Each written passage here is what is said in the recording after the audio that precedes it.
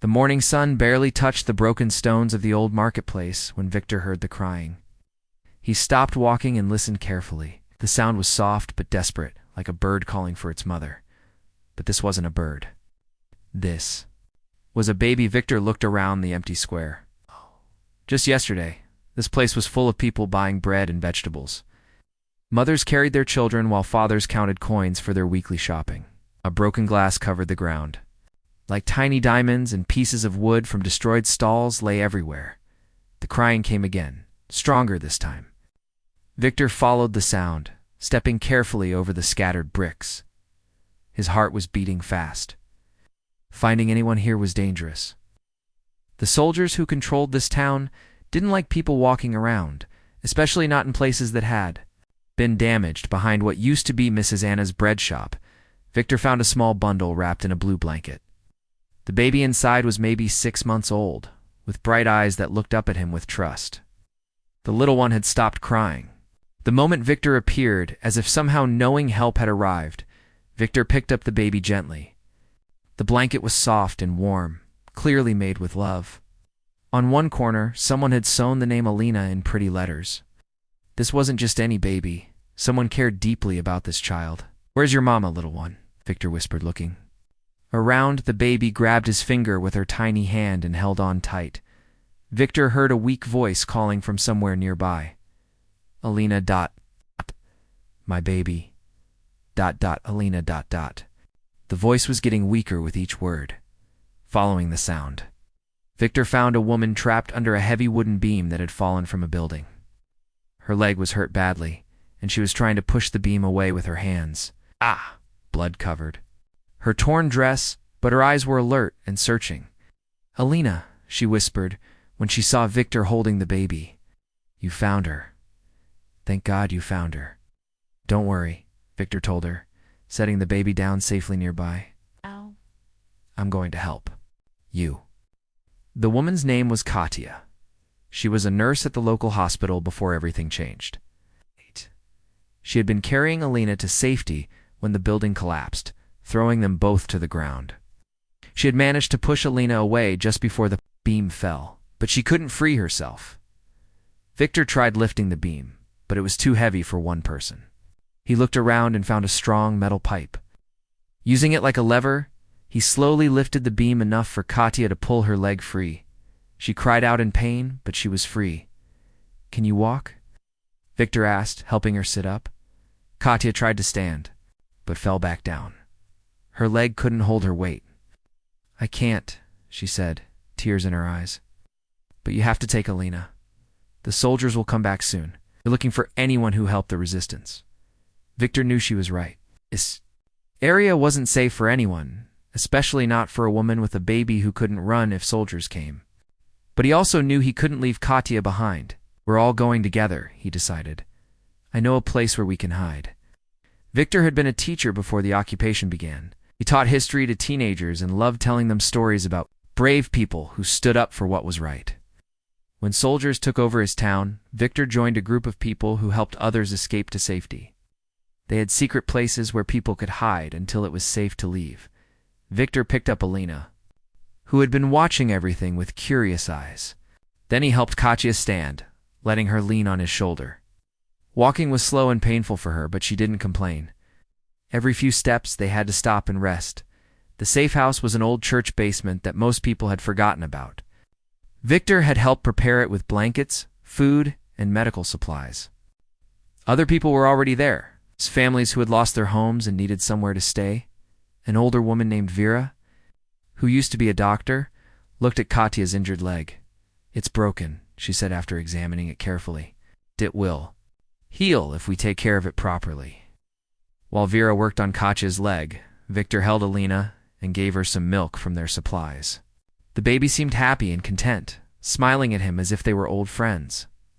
"Why did you help us?" Katya asked Victor later that evening. They were sitting by a small candle, Alina sleeping peacefully in her mother's arms. Victor was quiet for a moment. "My own family. They're gone now," he said softly. "Lost them early in the occupation. Couldn't save them, but maybe I can save others." Katya reached out and touched his hand. "I'm so sorry." Every person we help, every life we save, it means something, Victor continued. It means the bad people haven't won everything. Over the next few days, Victor made sure Katya and Alina had everything they needed. He brought them fresh food, clean clothes for the baby, and medicine for Katya's leg. He also started making arrangements to get them to a safer place. Far from the occupied territory, Katya's leg was getting better, but she would need weeks to fully heal. Victor knew they couldn't stay in the church basement that long. It was too risky for everyone. There's a refugee camp about 50 miles from here, Victor told her. Good people run it. I'll take care of you and Alina until you can decide what to do next.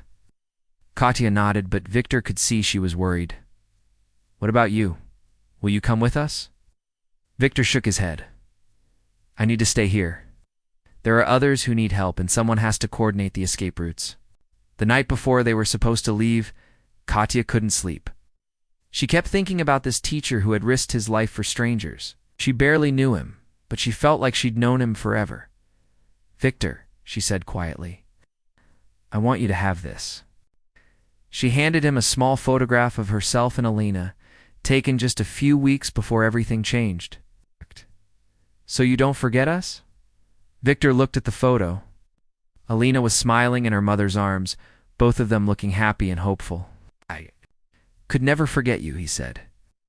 Someday, Katya said, when Alina is older, I'm going to tell her about the teacher who saved our lives. And someday, if we ever get the chance, we're going to find a way to thank you properly. Victor smiled. Just promise me you'll both live good lives. That's all the thanks I need. The next morning, Victor helped them into a cart that would take them to the refugee camp.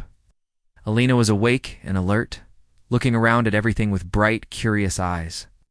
As the cart started moving, Katya waved goodbye. Holding Alina's little hand up to wave too, Victor watched until they disappeared around a bend in the road.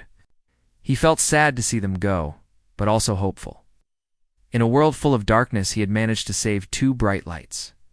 He didn't know it then, but this moment would change everything. The baby he had saved would grow up to become someone special, someone who would remember his kindness and find a way to return it in the most amazing way possible, but that's a story for another day. For now, Victor just walked back to town, ready to help the next person who needed saving, never knowing that he had just planted the seeds of his own rescue decades into the future. 5 years had passed since Victor watched the cart disappear around that bend in the road. 5 long years of helping people escape, of secret meetings in dark basements, and of always looking over his shoulder. The resistance work had taken everything from him, but it had also given him purpose. The day the liberation finally came, Victor was hiding in the old church basement with 12 other people. They heard the sounds of celebration in the streets above, people crying with joy and shouting that they were finally free. But when Victor climbed up to see his town, his heart broke all over again. Where his school used to stand, there was nothing but empty ground. The house where he grew up was gone. Even the cemetery where his parents were buried had been destroyed. Everything that connected him to his old life had vanished like smoke. Victor stood in the middle of what used to be his neighborhood, holding a single photograph in his hands. It was the picture Katya had given him of her and baby Alina. In all these years of loss and struggle, it was the only personal thing he had left. There's nothing here for me anymore, he whispered to himself. An older man named Pavel, who had fought alongside Victor in the resistance, put a hand on his shoulder. My cousin lives in America, Pavel said. Says they need teachers there. People who understand what freedom really costs.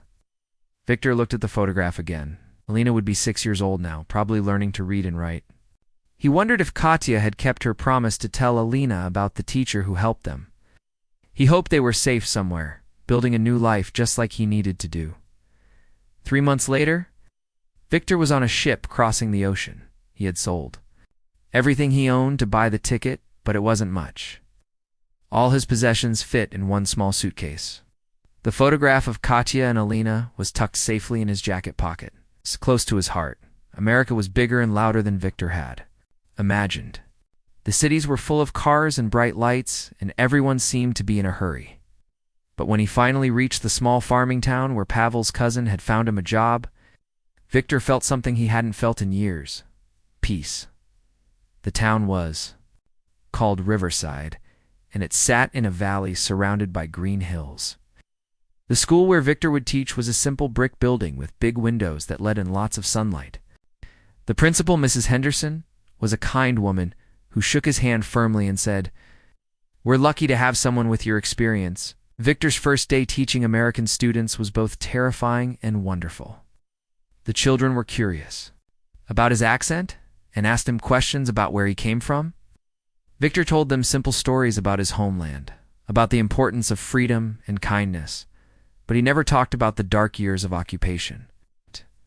"Why did you become a teacher, Mr. Victor?" asked a girl named Lucy during his first week. Victor thought for a moment. "Because every child deserves to learn about the world," he said, "and because teaching is a way of planting seeds for the future." As months turned into years, Victor built a new life in Riverside. He rented a small apartment above the bakery on Main Street. Every morning, he would walk to school past the same friendly faces. Mrs. Johnson would wave from her flower shop, and Tom the barber would call out, "Good morning, Victor," from his doorway. But Victor never forgot about Katya and Alina. Sometimes, late at night, he would take out their photograph and wonder what had happened to them. Had Katya remarried? Was Alina doing well in school? Did she even remember the teacher who had carried her to safety when she was just a baby? Meanwhile, hundreds of miles away, Katya was asking herself similar questions about Victor. She and Alina had indeed made it safely to the refugee camp, just as Victor had promised. Katya's leg healed completely, though she always walked with a slight limp that reminded her of that terrible day in the marketplace. At the camp, she met David, a kind man who had lost his first wife in the early days of the occupation. They fell in love slowly and carefully. Two broken people helping each other heal. David adopted Alina as his own daughter, and they eventually had two more children together, twin boys named Alex and Peter. But Katya never forgot her promise to Victor. She kept his photograph in a special box, and every year, on Elena's birthday, she would tell the story of the brave teacher who saved their lives. "Mama, tell me again about the teacher," Alina would say, curled up next to her mother before bedtime. "Yes. Name was Victor," Katya would begin, her voice soft with memory. "He was the kindest man I ever met. When everyone else was running away from danger, he ran toward it to help people like us." As Alina grew older, the story became more than just a bedtime tale. It became a lesson about courage, about doing what's right, even when it's scary, about how one person's kindness can change everything. Alina was different from other children. While her friends played with dolls and drew pictures of flowers, Alina was fascinated by maps and stories of great leaders. She would spend hours at the library reading about famous generals and their strategies. Her teachers said she had an unusual mind for someone so young, always thinking several steps ahead. "Why do you like reading about battles so much?" David asked her one day when she was 12. Alina looked up from a book about ancient military tactics. "Because I want to understand how people protect the things they love," she said simply. When Alina turned 16, she announced that she wanted to join the military academy. Katya was worried, but she also understood. The story of Victor had planted something deep in Elena's heart, a desire to be someone who could protect others. "Are you sure this is what you want?" Katya asked, sitting on Elena's bed the night before. "The academy entrance exams." Alina nodded firmly. "Remember what you always told me about the teacher? How he could have run away and saved himself, but instead he chose to help people? I want to be like that." Alina passed the academy entrance exams with the highest scores they had seen in years.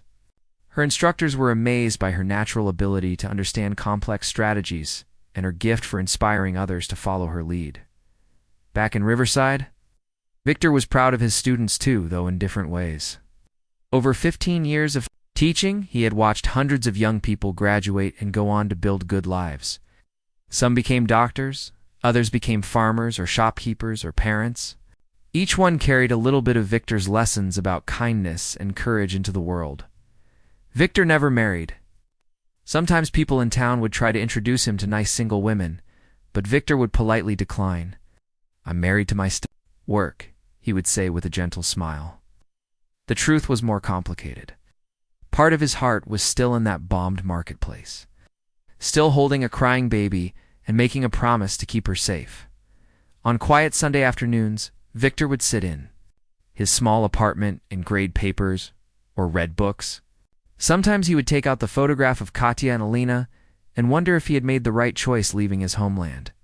But then Monday would come, and he would see his students' eager faces, and he would remember that kindness has many forms. Teaching was his way of continuing to save people, one young mind at a time. Neither Victor nor Alina knew it yet, but their paths were slowly curving back toward each other. The teacher who had saved a baby was becoming a pillar of his community. The baby who had been saved was becoming a brilliant military strategist with an unshakable moral compass. Both of them carried the same lesson in their hearts, that true strength comes from protecting others, not from protecting yourself. Soon, very soon, that lesson would be tested in ways neither of them could imagine. 20 years had passed since Victor first held baby Alina in his arms. Now, in 1985, the world had changed in ways nobody could have predicted. Victor was 53 years old, with gray hair at his temples and laugh lines around his eyes from years of working with teenagers. He had become the most respected teacher in Riverside. It's the one parents requested for their children, and the one students remembered long after graduation. Every morning, Victor would arrive at school early and write an inspiring quote on the blackboard. His favorite was simple but powerful. The only thing necessary for evil to triumph is for good people to do nothing. His students didn't always understand why their history teacher seemed so passionate about these lessons, but they felt the weight of his words. "Mr. Victor," asked 17-year-old James during a lesson about democracy, "why do you always talk about standing up for what's right? It's not like anything bad is happening here." Victor paused, looking out the classroom window at the peaceful town beyond.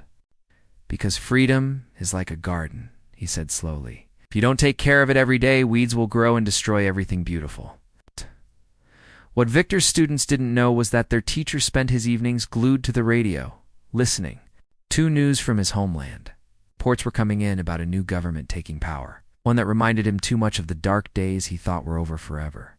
Meanwhile, 3,000 miles away, Colonel Alina Petrov stood at her office window watching the sunrise over the military base. At 25, she was the youngest colonel in her country's history, known for her brilliant mind and her unusual ability to predict enemy movements before they happened. Alina had grown up hearing stories about the teacher who saved her life, and those stories had shaped everything about who she became.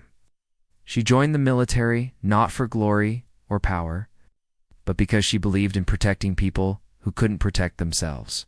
Her soldiers respected her because she never asked them to do anything she wouldn't do herself. "Colonel," said Lieutenant Dmitri, entering her office with a concerned expression, "we're getting strange reports from the eastern border, unusual troop movements, supply convoys moving at night."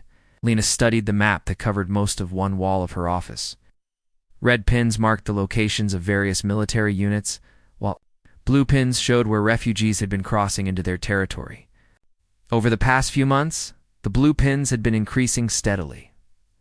"What are the refugees saying?" Lena asked, though she suspected she already knew the answer. "Same story from all of them," Dmitri replied. "The new government is arresting anyone who speaks against them. People are disappearing in the night. It's like the old days are coming back." Lena felt a chill run down her spine. She had studied history extensively, not just military history, but social history too. She knew the warning signs when freedom was under attack. The pattern was always the same. First came the promises of security and prosperity. Then came the restrictions on movement and speech, and finally came the expansion into neighboring territories. That evening, Alina called her mother Katya, something she did every few days, no matter how busy she was. "Mama," Alina said, "do you remember the stories you used to tell me about the teacher who saved us?" Katya's voice was warm, but puzzled. "Of course, darling. Why do you ask?" "I keep thinking about what you said, about how he could have run away, but chose to help instead." I think those times might be coming back. There was a long silence on the other end of the phone. Finally, Katya spoke, her voice heavy with old memories. I pray you're wrong, Alina. But if you're not, No, you'll do what's right. You'll have his heart in you, that teacher's heart. Elena's intelligence network was extensive. It's built over years of careful relationship building with informants, local leaders, and even ordinary citizens who trusted her. What they were telling her painted a troubling picture, the new authoritarian. Government wasn't content with controlling just their own territory. They were making claims about historical lands that rightfully belonged to them. One of those historical lands was the region where Victor had been born, the place he had been. Forced to flee all those years ago, in Riverside, Victor was experiencing strange dreams. Night after night, he would dream about his old hometown, about the marketplace where he found Alina, about the school where he used to teach. The dreams felt so real that he would wake up expecting to see his childhood bedroom instead of his small apartment above the bakery. During the day, Victor found himself distracted during lessons. His students noticed that their usually energetic teacher seemed worried about something. "Mr. Victor," asked Susan, one of his brightest students, "are you feeling okay? You seem different lately?" Victor realized he had been staring out the window instead of teaching about the American Revolution. "I'm sorry, class. Sometimes the past calls to us in ways we don't expect."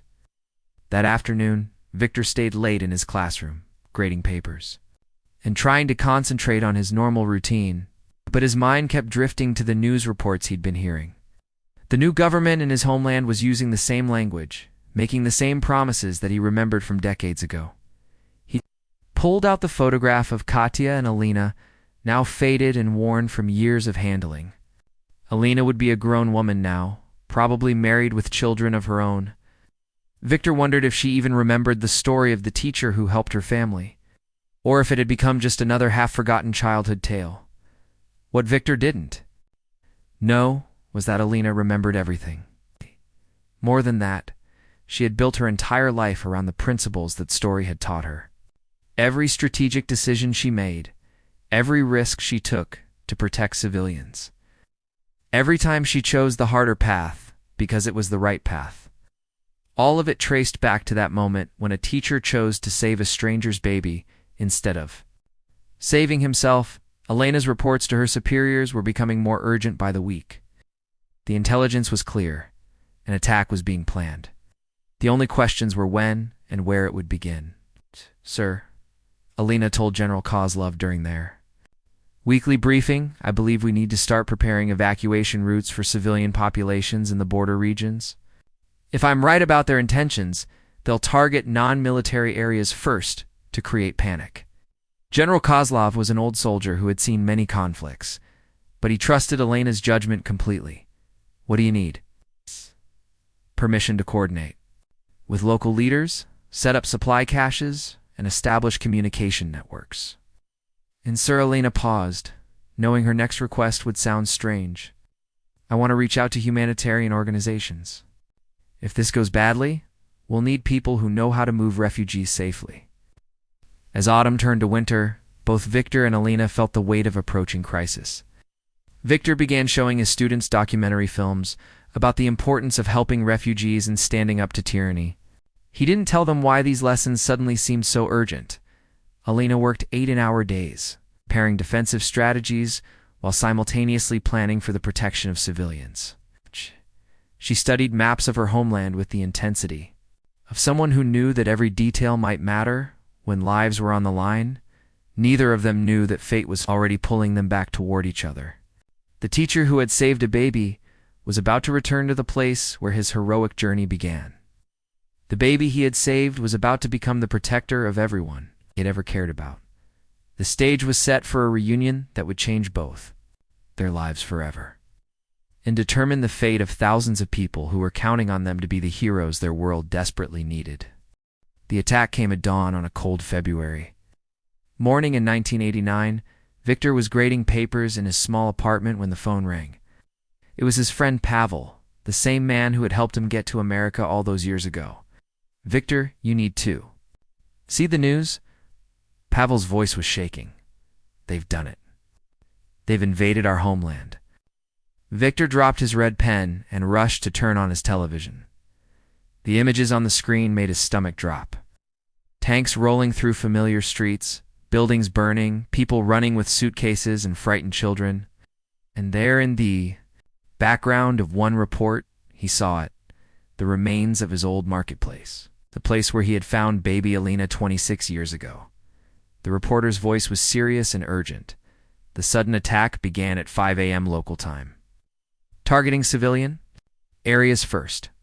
The aggressive forces claim these territories belong to them historically. But international observers are calling this an unprovoked invasion of a peaceful democratic nation. Victor sat down heavily in his chair. He had known this day might come, but seeing it happen felt like watching his worst nightmare come to life. The phone rang again. This time it was Mrs. Henderson, the school principal. "Victor, I know this must be hard for you to watch," she said gently. "Take all the time you need. We'll find substitute teachers." But Victor surprised her with his response. "No, I'm coming to school. Now more than ever, the children need to understand what's happening in the world." That day, Victor's classroom was different. Instead of his usual history lesson, he turned on the news and helped his students understand what they were seeing. Many of them had never seen anything like this. The idea that one country could simply attack another seemed impossible to their young minds. "Mr. Victor," asked Bobby, a quiet boy who rarely spoke in class, "why are those people running away? Where will they go?" Victor looked at the images on the screen. Families carrying everything they owned, children crying, elderly people being helped by younger relatives. Looked exactly like the scenes he remembered from his own youth. "They're running because they want to live," Victor said simply. "And as for where they'll go, that depends on whether good people are willing to help them." After school, Victor made a decision that would change everything. He called the International Red Cross and volunteered to join their emergency response team. His language skills and knowledge of the region made him valuable. But more than that, he felt pulled back to his homeland like a magnet draws metal. "Mr. Petrov," said the Red Cross coordinator during their phone interview, "I have to warn you, this is dangerous work. You'd be going into an active conflict zone to help evacuate civilians." "I understand," Victor replied. "But I ran away from there once before. I won't do it again." 3 days later, Victor was on a plane, heading back to a place he thought he'd never see again. In his jacket pocket, he carried the faded photograph of Katya and Alina, his reminder of why sometimes you have to risk everything to save a stranger. Meanwhile, Colonel Alina was in the command center of her base, surrounded by maps, radio equipment, and officers reporting in from various positions. The attack had been even more brutal than she had predicted. The enemy forces were well-equipped and ruthless, targeting schools, hospitals, and apartment buildings to break civilian morale. "Colonel," reported Captain Andrea, one of Elena's most trusted officers, "were getting reports of massive refugee movements. Thousands of people are trying to reach our border." Alina studied the tactical map, but her mind was also working on a human level. These weren't just numbers or strategic positions. These were families like hers had been, people who needed someone to help them survive. "We need to organize escort convoys," Alina decided. "Small, fast units that can guide civilian groups to safety while avoiding enemy patrols." "But Colonel," protested Major Boris, "that will stretch our forces thin. We need every soldier for defense." Alina looked at him with steel in her eyes. "Major, what's the point of defending territory if we let all the people die? Our job is to protect lives, not just borders." The strategy Alina developed was brilliant, but dangerous. Her forces would create safe corridors for refugees, while simultaneously conducting hit-and-run attacks against the invading army. It required perfect timing and incredible courage from every soldier involved. As the days passed, Alina found herself thinking more and more about the story her mother used to tell. The teacher who saved them hadn't been a soldier or a trained fighter. He was just a good man who saw people in trouble and decided to help. Now Alina was in a position to be that person for thousands of others. 1 week into the conflict, Alina was coordinating a particularly difficult evacuation near the old town where she had been born. Intelligence reports showed enemy forces were approaching fast, but there were still hundreds of civilians who hadn't made it to safety. Alina decided to lead the evacuation personally, something her officers advised against. "Colonel, you're too valuable to risk in the field," argued Lieutenant Dmitri. "And those people are too valuable to abandon," Alina replied. Checking her equipment, the evacuation convoy included military vehicles, civilian trucks, and even farm tractors, anything that could carry people away from danger. Alina rode in the lead vehicle, using her radio to coordinate with other units and keep track of enemy movements. That's when she saw him. An older man with gray hair was helping load elderly refugees into one of the trucks. There was something familiar about the way he moved, the gentle way he spoke to frightened children, the calm presence he brought to a chaotic situation. Alina found herself staring at him, trying to figure out why he seemed so important. The man was wearing a Red Cross vest and speaking to refugees in their own language, clearly someone from this region who had come back to help. As Alina watched, she saw him pick up a crying little girl and comfort her while her grandmother climbed into the truck. The tenderness in his actions, the way he put the child's safety before his own comfort, it reminded Alina of something, some half-remembered story. "Colonel," called Captain Andrea over the radio. "Enemy scouts spotted 2 kilometers east. We need to move now." Alina shook herself back to the present situation. There would be time to think about familiar faces later. Right now, hundreds of lives depended on getting this convoy to safety. "All units begin withdrawal," Alina commanded.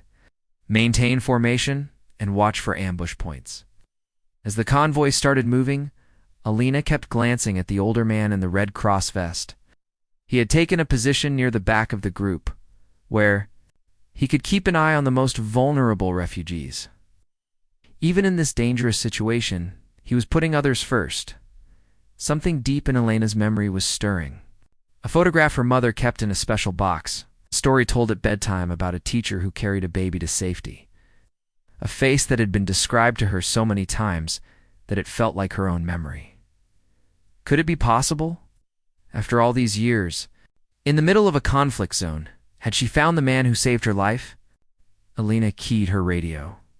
"Captain Andrea, I need you to take tactical command of the convoy. Maintain course to checkpoint 7. "Colonel, where are you going?" Alina was already changing direction, moving toward the back of the convoy where the man in the Red Cross vest was walking alongside the slowest refugees. "I need to check on something," Alina said. "Something very important." As she got closer, Alina could see his face more clearly. Older now, marked by years of experience and kindness, but unmistakably the same face from her mother's treasured photograph. The face of the teacher who had saved a baby named Alina 26 years ago. Alina's heart was pounding as she realized that fate had brought them together again, almost exactly the same circumstances as their first meeting. Once again, he was risking his life to save people he didn't know. Once again, she was the one being saved. But this time, things would be different. This time, Alina was not a helpless baby. She was a trained soldier, a strategic genius, and someone who had spent her entire life preparing for this moment. This time, she would be the one doing the saving.